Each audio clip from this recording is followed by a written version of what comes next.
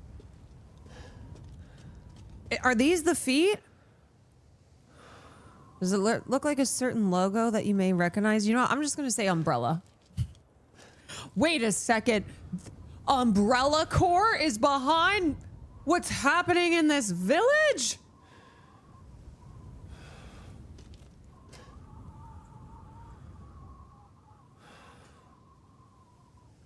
You're telling me, wait a second, you're telling me that Umbrella Corps, the evil corporation that is responsible for the events, the Resident Evil games, is behind Resident Evil Village? Wait, you're telling me that this evil corporation is evil?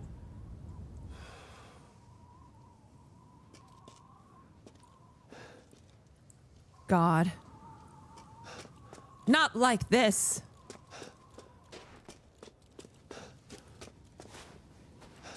This is the last place I expected Umbrella Corps to be.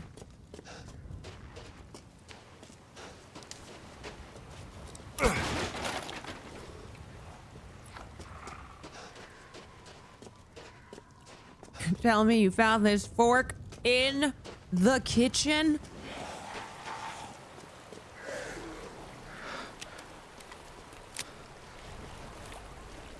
Watch this. Bro don't even know what is coming towards him. Comes up here. Boom!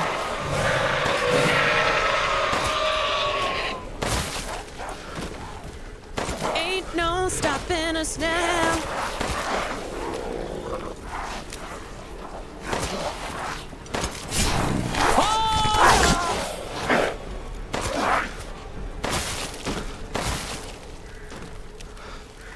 She's shooting. Show is. Show is. Sometimes you take a sword to the shoulder, but that's okay. Oh God, who's that guy?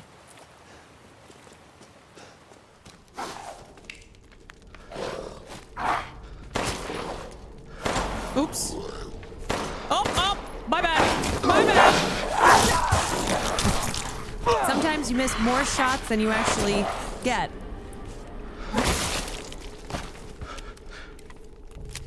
Sometimes you miss more shots than you take, but you miss 100% of the shots that you don't take.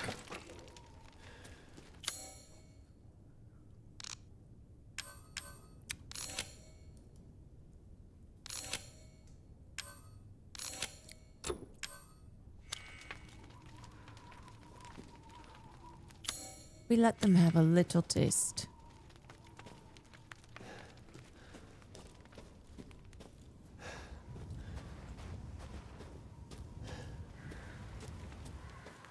Sometimes you get stabbed in the neck, then bit in the neck, and that's okay. Yes. It doesn't fit in this lock. Of course not.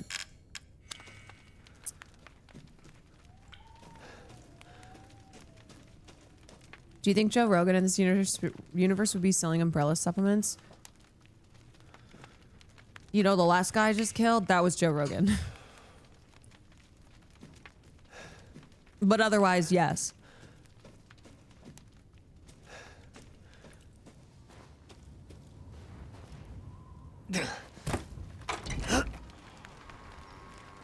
Knew he looked familiar. Yeah, you know.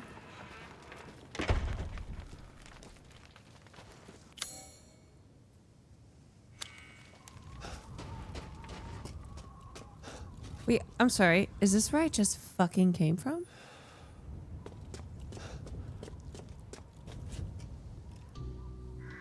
No. There you are. Oh, this guy. I had a feeling you would pop up here. Oh, did you? It was all worthless. Is that so? I assume you've picked up something of value. Not sure if it's of value, but... Why, you have your daughter right in your own hands. What are you saying? Take a closer look.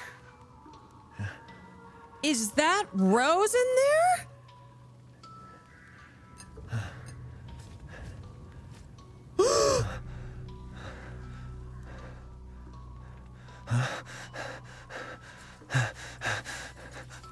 Oh my god, that's so dark. What's in the box? That flask seems to contain her head. No. What's in the flask? Roses. Don't say another word. What's in the flask? This is impossible. This just can't be. Your daughter's essence is still intact. Her powers are truly unique. Who could even do this? She can be saved, you know. Saved? From this? Are you insane? There's a house with a red chimney on the western side of the village. Go and seek out the man who lives there. Then we can continue our conversation. Quit holding out and get to the damn point. You don't have to trust my words. Ugh, look at his feet. But do you have any better options? Wait, you're telling Your me that choice. Rose's head is in that The flask? customer is always right. After all. You'll pay if I find out this is a lie. Fucking Joker. Fucking Joker. Fucking Joker. I can't. I'm sorry. I'm not over her head being in that flask.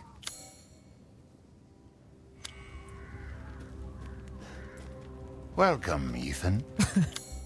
And then it just switches back to hello. Crystal Wang. Oh my god, this was $25,000. Oh, Lady Dimitrescu. Beautiful even in death. That waistline. I just shoot You let him. me know if you find anything else of value. Where's my baby? Okay, is there a save spot around here? Because isn't there usually a save with this merchant?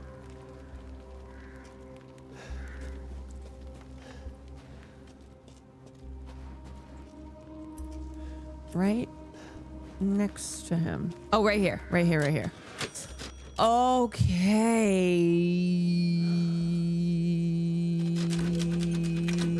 Right there. Perfect. Excellent. Okay, and there, I'm going to stop. I'm sorry. I know it's a shorter stream. I was hoping to do 4 hours, but unfortunately, half an hour was